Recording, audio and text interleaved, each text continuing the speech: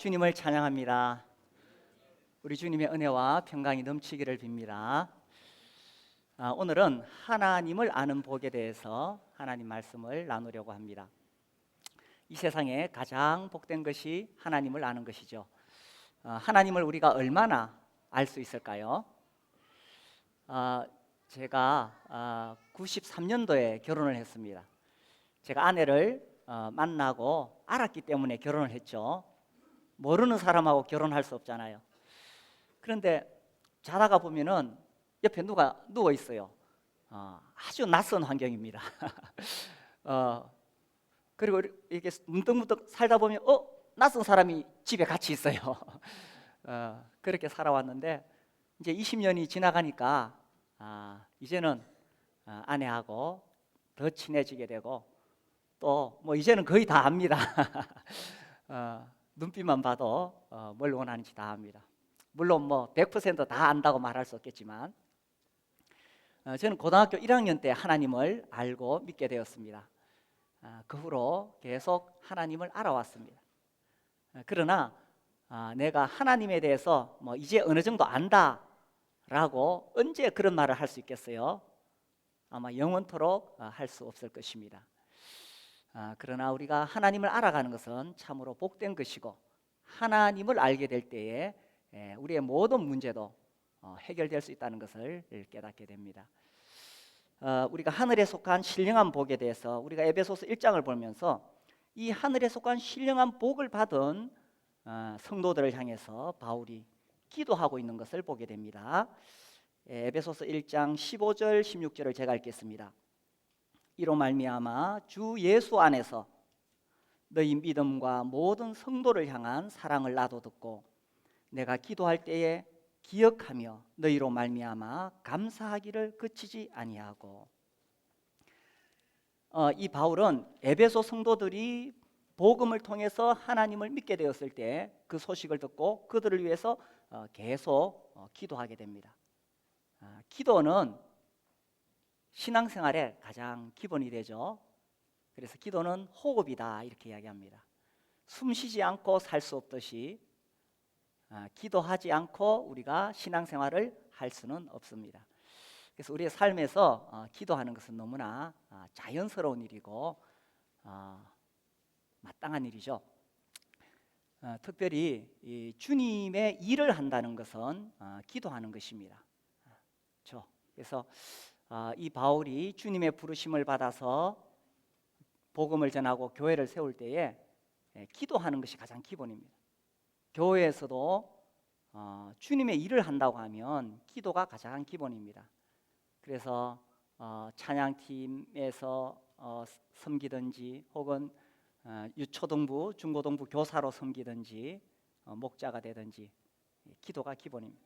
성경에 나오지 않지만 최소한 주님의 일을 하려면 최소한 매일 30분은 기도해야 됩니다. 최소한입니다.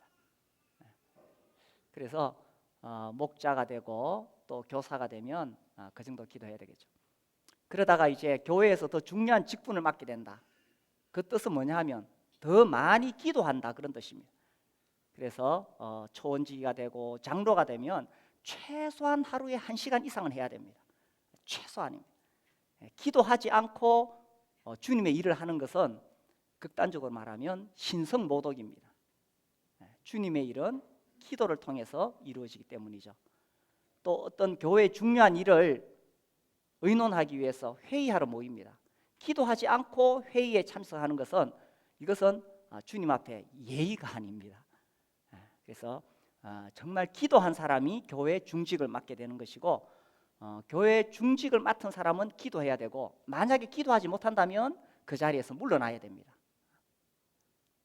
주님의 일은 너무나 거룩한 것이기 때문에 우리가 주님의 은혜를 구하고 기도하면서 지혜를 얻어야 되지 자기의 경험과 자기의 지식으로 하려고 하면 안 된다는 거예요. 그래서 이 기도하는 것이 가장 기본인데 특별히 자신이 섬기는 양들을 위해서 기도해야 됩니다. 우리 교사들은 어린이들 또 우리 중고등부 학생들을 위해서 기도하는 것이고 또 우리 목장을 섬기는 목자들은 그 목장의 식구들을 위해서 기도해야 되죠. 주님의 일은 기도인데 특별히 성도들을 위해서 한 사람 한 사람 이름을 부르면서 기도하는 것이 가장 기본입니다. 여기서 우리가 보았듯이 이 바울도 성도를 위해서 기도하는데 이 바울 서신을 살펴보면 시작이 다 기도로 시작합니다. 에베소서 우리가 봤지요. 그 다음에 빌립보서 나오지요. 골로새서, 데살로니가전서 이렇게 가는데 읽어보면 내가 너희를 위하여 기도한다. 내가 기도할 때 너희들을 기억하고 감사한다. 이런 표현이 계속 나옵니다. 주님의 일을 한다는 것은 자기가 섬기는 양들을 위해 기도한다는 거예요. 제가 어떤 그 훌륭한 설교자를 만났는데 이분은 탁월한 교사입니다. 근데 그분이 그런 이야기를 하더라고요. 자기는 성경을 연구하는 것은 참 재미있는데 기도하는 것은 참 어렵다. 왜냐하면 그분은 자기가 섬기는 교회가 없어요. 그런데 그런 성경 연구는 저는 이론적인 것이라고 생각합니다. 성경 연구는 뭐냐 하면 실제로 자신이 섬기는 양들을 위하여 기도할 때 하나님이 말씀을 통해서 가르쳐 주시고 그것을 설교할 때에 실제적인 양식이 되기 때문이거든요. 그래서 자기가 섬기는 양들을 위해 바울처럼 기도하는 것은 가장 기본입니다. 저도 우리 성도들을 위해 기도합니다. 거의 매일 우리 성도들 이름을 부르면서 기도합니다. 우리 성도님들은 저를 위해 기도하십니까? 네. 우리 에베소서 6장 말씀 볼까요? 6장 18절 18절에 모든 기도와 간구를 하되 항상 성령 안에서 기도하고 이를 위하여 깨어 구하기를 항상 힘쓰며 여러 성도를 위하여 구하라. 또 나를 위하여 구할 것은 내게 말씀을 주사 나로 입을 열어 복음의 비밀을 담대히 알리게 하옵소서 할 것이니. 그래서 우리가 성도들을 위해 서로 기도할 뿐만 아니라 또 이 바울은 자기를 위해 기도해 달라고 부탁했어요. 그래서 저와 또 우리 장로님들과 또 우리 목자들과 이런 분들을 위해서 기도해 줘야 됩니다. 그래서 이 기도의 거물이 교회를 보호하는 거예요. 사단이 틈타지 못하는 거예요. 자, 그렇게 기도했는데 그럼 바울이 뭘 기도했느냐? 우리 에베소서 돌아와서요 1장 17절에 보시면 우리 주 예수 그리스도의 하나님 영광의 아버지께서 지혜와 계시의 영을 너희에게 주사 하나님을 알게 하시고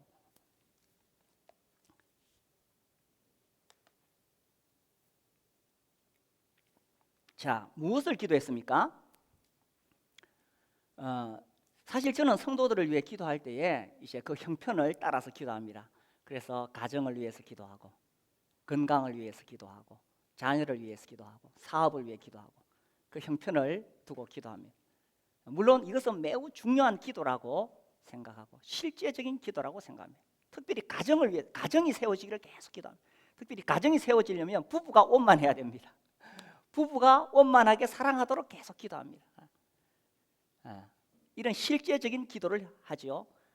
그런데 오늘 우리가 바울의 기도를 딱 보니까 이것보다 더 중요하게 구한 것이 있습니다. 무엇을 구했습니까? 하나님을 알게 하시고 하나님을 알게 되는 것이 다른 어떤 실제적인 문제의 해결보다 더 중요하다는 것이죠.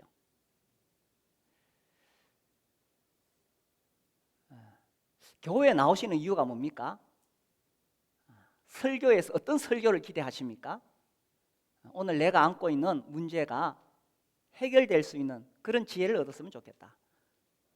물론 하나님 말씀을 듣는 중에 성령님이 그런 지혜를 주십니다.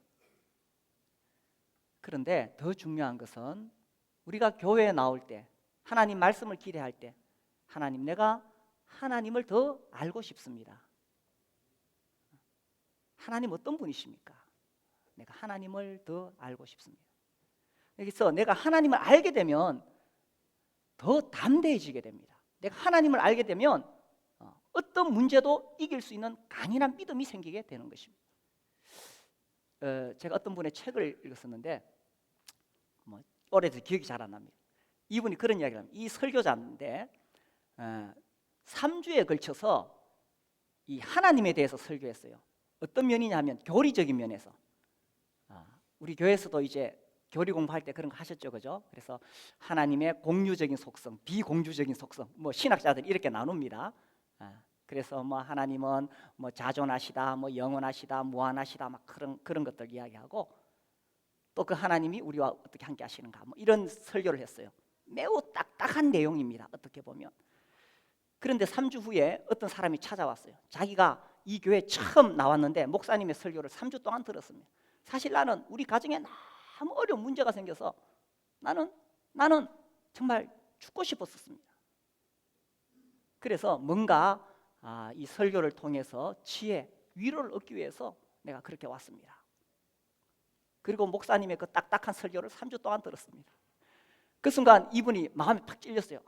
그렇게 어려운 사람이 왔는데 내가 그 사람을 좀 위로해주는 그런 이야기를, 말씀을 전했어야 되는데 내가 이렇게 딱딱한 교리를 전했구나.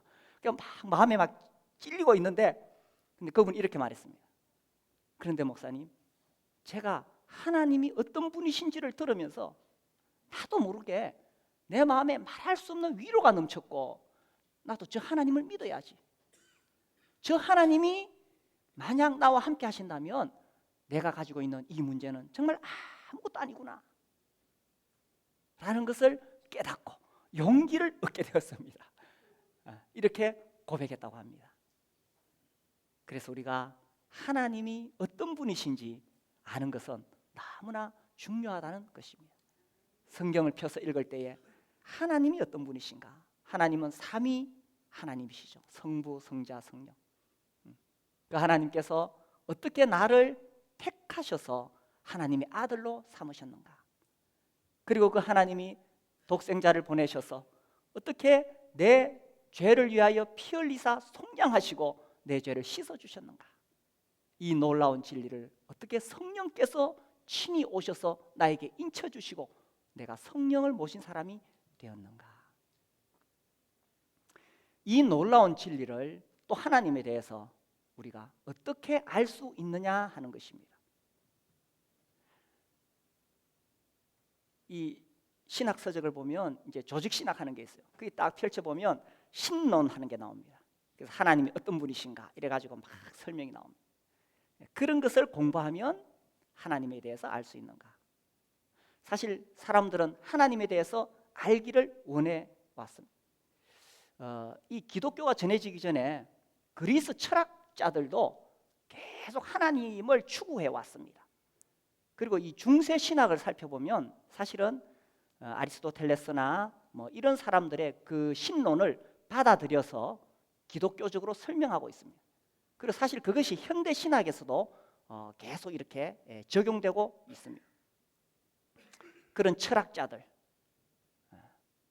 그런 어떤 이성을 통해서 하나님을 알 수 있느냐? 그런데 그들이 말하는 하나님은 사실은 저 멀리 관념 속에 하나님에 불과합니다. 정말 이 우주 만물을 만드시고 살아계신 인격이신 그 하나님을 철학적인 신학적인 방법으로 알 수는 없습니다. 그럼 어떻게 하나님을 알 수 있느냐? 우리가 방금 읽은 17절 말씀대로 하나님 어떻게 해주셔야 돼요? 지혜와 계시의 영을 우리에게 주셔야 가능하다는 것입니다. 우리가 처음 예수님을 믿게 될 때도 지혜와 계시의 영, 성령님을 이야기합니다. 성령님을 통해서 우리가 이 속죄의 비밀을 깨닫고 구원을 받게 되죠. 그리고 우리가 하나님을 알아가게 되는 것도 지혜와 계시의 영, 성령을 통해서 그 하나님을 알아가게 된다는 것입니다. 성령이 아니시고는 우리의 영안이 열리기 전에는 아무리 똑똑한 신학 박사라도 하나님 알 수 없습니다. 여기 우리 교회 가까운 학교에 신학과가 있습니다.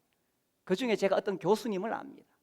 근데 그 교수님의 강의를 들어보면 하나님을 모르는 사람입니다. 하나님을 모르고도 신학 박사가 될 수 있을까요? 교수가 될 수 있을까요? 저는 그런 분들 여러 분 만나봤습니다. 그러나 신학을 전혀 모르지만 하나님을 아는 분이 있습니다. 매우 무식한 농부이지만. 제가 언뜻 떠오르는 사람은 제가 94년도에 중국에 여행했을 때에 아주 이 중국 내륙의 깊은 곳에 아마 60이나 70이 되신 할아버지 같아요. 지금 뭐 60, 70 그래도 건강하지만 중국의 열악한 환경에서 할아버지 60, 70 되면 아주 할아버지, 이분이 몇 년 전에 성경을 통해서 복음을 듣고 예수님 믿고 구원받았어요. 저희들이 방문했을 때에 그야말로 초막에 살았어요. 들에다가 이렇게 그런 이렇게 텐트 비슷한 그런 집을 쳐놓고 거기서 살고 계셨는데, 저희들이 만났을 때 너무나 반가워하고 자기가 예수님을 믿은 것에 대해서 이야기하면서 십자가의 보혈의 이야기를 했습니다. 히브리서 10장 이야기를 했습니다. 히브리서 9장 이야기를 했습니다. 이분은 신학이나 뭐 이런 거하고 전혀 거리가 멀고 세상적인 그런 학식과도 거리가 먼 분입니다. 그러나 이분은 하나님을 분명히 알고 있었습니다.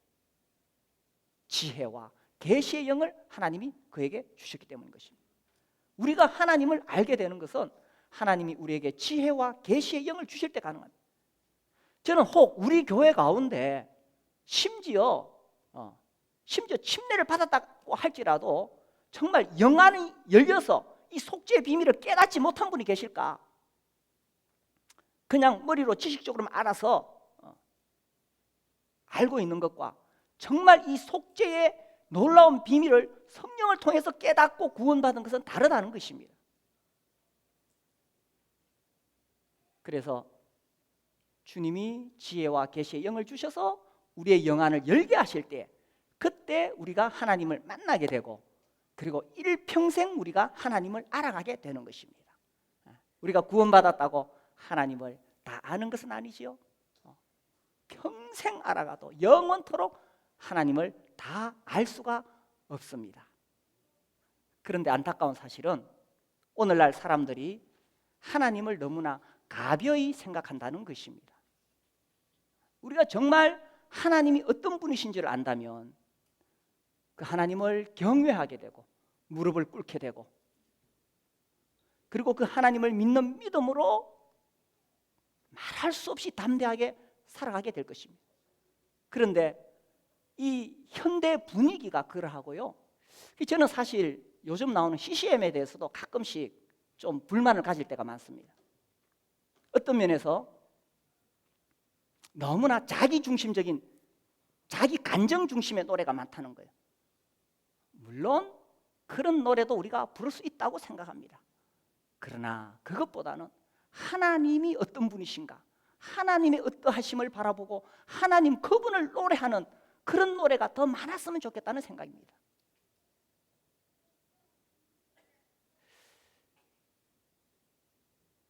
하나님은 우리가 만만히 여길 수 있는 분이 아닙니다. 어떤 면에서 하나님이 마치 나를 위해서 존재하는 어떤, 나에게 늘 도움을 주시기 위해서 존재하는 어떤 그런 존재로만 생각하고 있을 수 있습니다. 그렇지 않습니다. 우리는 하나님을 경외해야 되고 하나님을 높여야 될 그런 하나님을 섬기는 것이지 내 필요에 의해서 알라딘 램프의 거인이 아니라는 것입니다. 우리 디모데전서 6장을 볼까요? 디모데전서 6장 15절 우리 함께 읽겠습니다. 기약이 이르면 하나님이 그의 나타나심을 보이시리니 하나님은 복되시고 유일하신 주권자이시며 만왕의 왕이시며 만주의 주시오 오직 그에게만 죽지 아니함이 있고 가까이 가지 못할 빛에 거하시고 어떤 사람도 보지 못하였고 또 볼 수 없는 이시니 그에게 존귀와 영원한 권능을 돌릴지어다. 아멘. 이 모세가 떨기나무에 불이 붙었는데 타지 아니한 것을 보고 가까이 갔습니다. 그때 하나님께서 모세야 신을 벗어라. 네가 선 곳은 거룩한 땅이다. 하나님 앞에 선 자는 감히 그 앞에 서 있을 수 없어 신을 벗고 무릎을 꿇어야 되는 것입니다. 가까이 가지 못할 빛에 거하시고, 그래서 우리 하나님은 빛이시죠. 성경에 보면 하나님은 누구누구이시다, 신약에 나온 것 중에 하나님은 빛이시다. 그에게는 어둠이 조금도 없으시니라. 우리가 하나님, 빛이신 하나님을 알게 된다면 우리가 죄악 가운데 살아갈 수가 없을 것입니다. 또 하나님은 영이시라 그렇게 되어 있죠. 예배하는 자가 신령과 진정으로 예배할지니라. 우리가 정말 하나님이 어떤 분이신지 알게 된다면 우리가 하나님 앞에 나와 예배하는 자세가 달라지게 될 것입니다. 정말 영광스러운 거룩하신 그 하나님 앞에 내가 몸둘 바를 모르며 어떻게 그 하나님을 높여야 될까? 우리의 찬양이 달라질 것입니다. 우리가 하나님의 그 보좌 앞에 나왔을 때 우리가 어떻게 어떤 입술로 그 하나님을 높일 수 있을까? 그 하나님 앞에서 너무나 자기중심적인 그런 CCM을 부를 수가 없습니다. 오히려 과거에 오래된 시인들이 그 하나님의 어떠하심을 경험했는지 정말 두려운 마음으로 써내려왔던 그런 가사가 우리의 마음에 더 크게 와닿게 될 것입니다. 또 하나님은 사랑이시라. 그 하나님 사랑이시기에 우리가 그 사랑의 품 안에서 쉴 수가 있습니다. 그리고 하나님을 알게 되면 우리도 사랑을 배우게 되고 사랑하게 된다는 것입니다. 하나님은 우리가 그렇게 가벼이 생각할 수 있는 분이 아닙니다. 하나님은 얼마나 크신 분이신가. 무한하시고 영원하시고. 우주의 크기에 대해서 요즘 많은 자료들이 있습니다. 태양이 지구의 몇 배인지 아십니까? 130만 배라고 합니다. 그러니까 이 태양 안에 지구를 130만 개를 넣을 수 있다고 합니다. 우리가 살고 있는 이 은하계에 이런 태양과 같은 별이 과거에 1000억 개 그러다가 요즘 또 1400억 개 그러더라고요. 그 외에도 셀 수 없이 많은 별들이 있겠지요. 우리가 살고 있는 이 은하계가 10만 광년이라고 합니다. 과학 시간이 되었습니다. 1광년은 빛이 1년 동안 가는 거리죠. 빛이 1광년 동안 가면은 얼마큼 가느냐? 9조 4,600억 킬로미터를 간다고 합니다. 근데 10만 광년을 가야 우리의 은하계가 이제 도달할 수 있다는 거죠. 이런 은하계 안에 태양과 같은 별이 1,400억 개가 있다고 합니다. 근데 우주가 이런 우리 은하계만 있는 게 아니지요. 이런 은하계가 수천억 개가 있습니다. 현재 과학자들이 계산해낸 우주의 크기는 139억 광년이라고 합니다. 그러나 그것만 있는 거 아니죠. 과학자들이 측정해낸 것이 그것이고 그 밖에 더 큰 우주가, 광대한 우주가 있습니다. 그런데 이 광대한 우주가 어디에 있느냐라는 것입니다. 이 광대한 우주를 누가 만드셨느냐 하는 것입니다. 이렇게 광대한 우주를 만드신 하나님은 이것과는 비교도 되지 않을 만큼 크시고 무한하지 않으시겠습니까? 우리가 그 크신 하나님 생각할 때 그분이 얼마나 무한하시고 영원하시고 전능하신 하나님이신가 생각할 때 우리가 그분 앞에 나와 경배드리지 않을 수가 없다는 것입니다. 수요대로 그 만상을 이끄시고 이름을 따라 부르신다고 하셨습니다. 하늘에 있는 저 수많은 별들에 대해서 주님께서 그 숫자를 다 세아리고 계시고 별들을 이름을 따라 부르신다. 하나님 이름을 다 지어 놓으셨는가 봐요. 이 우주가 아무리 크다 하더라도 그 우주를 만드신 하나님은 얼마나 더 크신 분이시겠습니까? 그래서 우리가 정말 하나님께 구해야 될 기도가 뭐냐? 이 하나님을 알게 하시고, 이 토저가 600년 전에 살았던 줄리안이라는 사람을 소개합니다. 그 사람이 하나님에 대해서 많은 간증을 했는데 이런 기도를 드렸어요. 이 줄리안이 했던 기도 제가 읽어드리겠습니다. 오 하나님, 하나님의 선하심을 조차 저에게 하나님을 주십시오. 저는 하나님으로 충분합니다. 하나님보다 못한 존재는 필요 없습니다. 하나님의 온전한 영광이 필요할 뿐입니다. 하나님 자신을 저에게 주십시오. 아주 담대하고 그러면서 정말 가장 최고의 것을 구하고 있죠. 바울이 지혜와 계시의 영을 너희에게 주사 하나님을 알게 하시고, 줄리아는 한 걸음 더 나아가 하나님을 저에게 주십시오. 이 지구에 있는 모든 금은 보석, 다이아몬드 다 준다 할지라도 그 아무것도 아니라는 거예요. 산에 있는 수많은 나무들, 들짐승들, 대양과 대륙을 다 준다 할지라도 그 아무것도 아니라는 거예요. 이 줄리안이 이런 재미있는 이야기를 합니다. 자기가 어느 날 도토리를 하나 봤어요. 그 도토리를 보고 이런 생각합니다. 아, 저게 바로 우주다. 이 온 우주는 저 도토리만 하다. 하나님에 비해 보면. 그래서 과학자들이 측정한 139억 광년에 걸친 이 엄청난 우주도 하나님 앞에서 도토리만도 못하다는 것입니다. 그렇다면 나는 무엇을 구할 것인가? 하나님, 지혜와 계시의 영을 나에게 주사 하나님을 알게 하시고 하나님을 주십시오.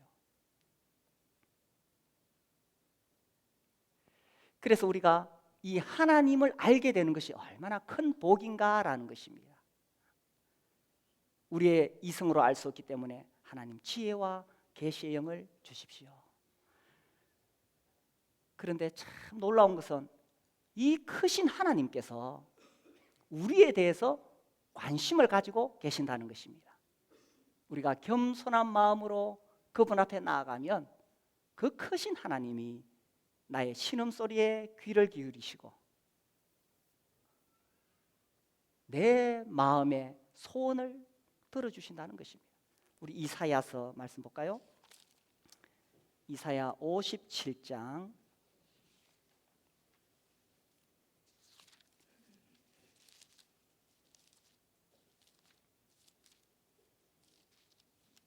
15절입니다.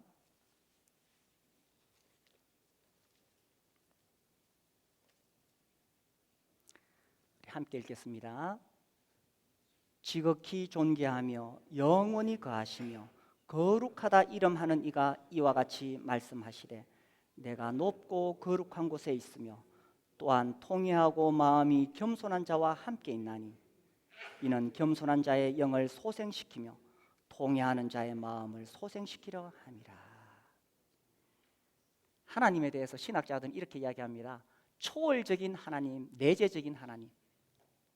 초월적이다 하는 것은 가까이 가지 못할 빛에 거하시는, 우리 인간의 어떤 이성이나 피조물인 우리 인간이 아무리 발부둥 쳐도 알 수 없는 그런 크고 놀라우신 하나님, 내재적인 하나님이라 하면 그 하나님이 아주 가까이 오셔서 나와 함께 하시고 심지어 성령을 통해서 내 안에 거하신다는 것입니다.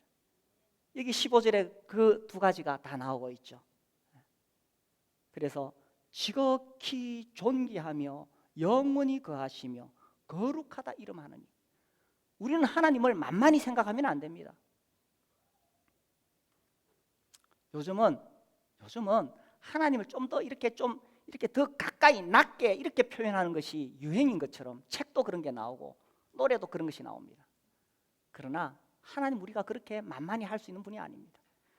이렇게 놀라우신 하나님이 또한 멀리 계셔서 하나님 편에서 보면 이 도토리만한 이 우주 안에 있는 지구라는 것은 점으로 찍을 수도 없고 그 안에 살고 있는 나라는 인간은 이건 뭐 보이지도 않을 것입니다. 그런데 그 크신 하나님이 내가 통회하고 겸손한 자세로 나올 때 나를 만나 주시겠다는 것입니다. 우리가 하나님을 어떻게 알 수 있을까요? 하나님에 대해서 신학을 연구하고 철학을 연구하고, 물론 그것이 우리의 생각을 정리하는 데 도움을 줄 수는 있습니다. 그러나 그렇게 해서 하나님을 만날 수 있는 것이 아닙니다. 내가 정말 하나님을 알고 싶으면 무릎을 꿇고 하나님, 내가 하나님을 배웠기를 청합니다. 지혜와 계시의 영을 주소서 하고 겸손하게 성경을 펴서 하나님 말씀을 읽는 것입니다. 그래서 그 하나님을 내가 찾을 때에 하나님께서 아주 가까이 오셔서 나를 어루만져 주시고 나를 위로해 주시고 힘을 주시고 지혜를 주시겠다고 약속해 주신 것입니다. 그래서 바울이 성도들을 위해 기도할 때에 지혜와 계시의 영을 주사 하나님을 알게 하시고, 이렇게 되면 모든 문제는 해결이 되는 것입니다. 그 다음에 나아가서 이 크신 하나님이 또한 우리를 위해서 어떤 일을 하셨는가. 18절, 에베소서 1장 18절, 너희 마음의 눈을 밝히사 그의 부르심의 소망이 무엇이며 성도 안에서 그 기업의 영광의 풍성함이 무엇이며 그의 힘의 위력으로 역사하심을 따라 믿는 우리에게 베푸신 능력의 지극히 크심이 어떠한 것을 너희로 알게 하시기를 구하노라. 너희로 알게 하시기를 구하노라. 바울이 또 구한 것은 이제 너희 마음 눈을 밝히사, 우리가 하나님이 어떤 분이시고 우리에게 어떻게 다가오시는가에 대해서 우리의 지식으로, 우리의 이성으로 알 수가 없습니다. 하나님이 내 마음의 눈을 밝혀주셔야 됩니다. 복음을 전하다 보면 그렇게 이 속죄의 비밀을 이야기해도 깨닫지 못하는 사람은 깨닫지 못합니다. 지식적으로 다 아는데 왜 그렇습니까? 마음의 눈이 밝혀져야 되는 것입니다. 그래서 확실하게 구원받은 사람은 이 마음에 정말 이 십자가의 비밀을 간직하고 있어요. 확실하게 구원받은 사람. 하나님이 어떤 분이시고 어떤 일을 하시는가에 대해서도 마음의 눈을 밝혀야 되는 거예요. 그래서 세 가지를 구했죠. 마음 눈을 밝히사. 첫 번째 뭡니까? 그의 부르심의 소망이 무엇이며, 하나님께서 우리를 부르셨다. 성경에는 이 부르심에 대한 표현이 계속 반복해서 나옵니다. 부르심. 이 크신 하나님께서 나를 부르셨다는 것은 말할 수 없이 이것은 놀라운 일이죠. 그 하나님이 나를 부르셨다. 그래서 그분의 소망, 궁극적인 소망은 우리가 1장 3절 이하에서 봤습니다. 우리를 거룩하고 흠이 없는 자로 하나님 앞에 서게 하는 것이 궁극적인 하나님의 부르심의 소망입니다. 자, 그 소망 가운데 우리가 이 땅에 살아가는 동안에 나를 향한 하나님의 부르심의 소망이 없을까요? 저는 그렇지 않다고 생각합니다. 궁극적으로 정말 그 영원한 천국에서 거룩하신 하나님 앞에 내가 온전한 모습으로 서게 되는 그 부르심 속에서, 현실 속에서 하루하루 살아가는 이곳에서도 하나님의 부르심의 소망이 있다는 것입니다. 그래서 내가 직장에 갔을 때 단순히 내가 생계의 수단으로 먹고 살기 위해서 그곳에 있느냐, 그런 것이 아닙니다. 나를 향한 하나님의 부르심의 소망이 있다는 것입니다. 우리 교회에 참 감사하게도 어린 아기들이 많습니다. 우리 아기들을 키우는 우리 어머니들은 쉽지 않을 것입니다. 아이를 키우는 육아 스트레스 쉽지 않습니다. 그게 모든 시간을 뺏겨야 됩니다. 그러면은 그냥 막 내 시간을 허비하는 것이냐? 그런 것이 아닙니다. 우리가 보기에 시간을 빼앗기는 것처럼 보이고 마지못해 직장에 가서 돈벌이 하는 것처럼 보이지만, 그러나 나를 부르신 그 크신 하나님의 부르심의 소망을 알게 되면 지금 여기 있는 이 자리에 주님의 놀라운 부르심의 소망이 있다는 것입니다. 그래서 직장에 갔을 때 그곳에서 하나님의 부르심의 소망이 있고요, 내가 아이를 키우는데 내 모든 에너지를 쏟고 있지만 거기에 부르심의 소망이 있다는 것입니다. 그래서 하나님이 내 마음의 눈을 밝히셔서 이 부르심의 소망을 깨닫게 될 때에 우리의 인생은 달라지지 않을 수가 없다는 것입니다.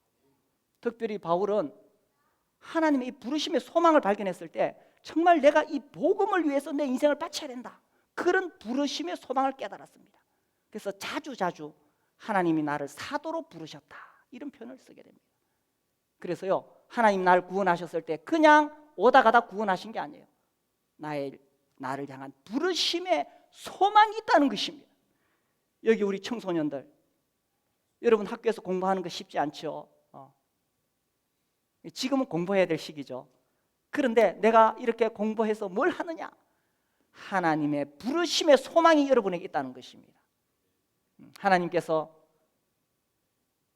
창세전에 여러분을 택하시고 우리 여기 학생들 통해서 하나님께서 이루시고자 하시는 그 부르심의 소망이 무엇인가를 찾아가는 것이고 그것을 위해서 준비하는 기간인 거예요.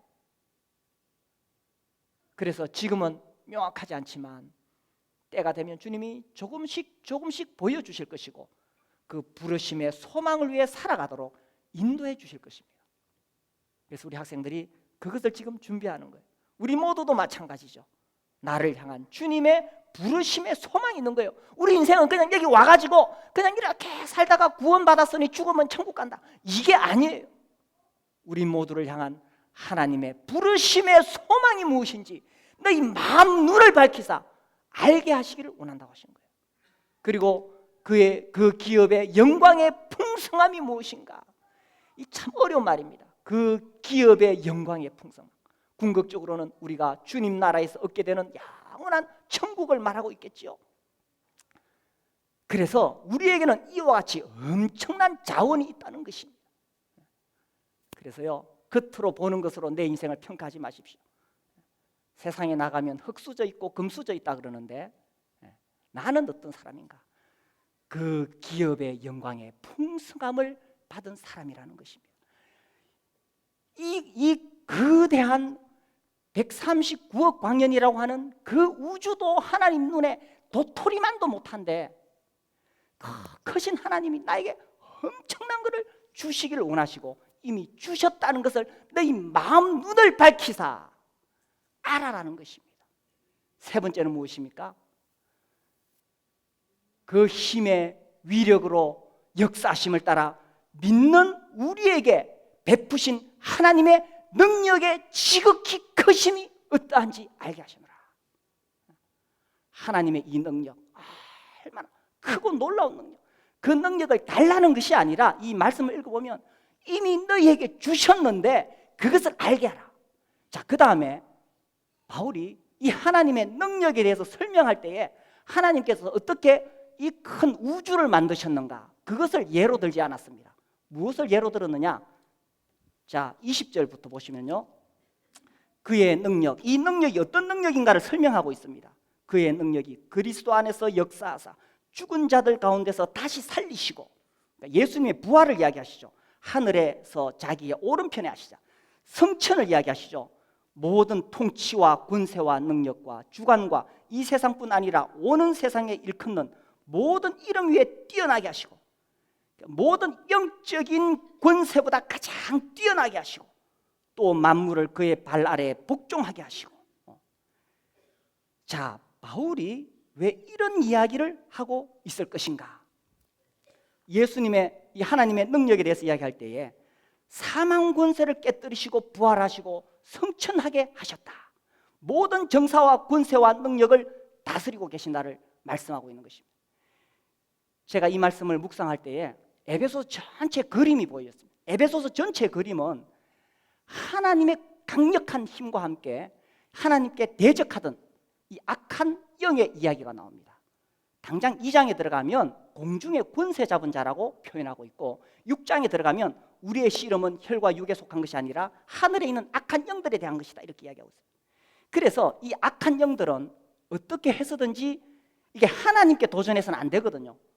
악한 영이, 사단이. 그래서 누구를 괴롭히냐 하면 하나님의 사람들을 계속 핍박하고 괴롭히고 마지막에 지옥으로 끌고 가려고 하는 거예요.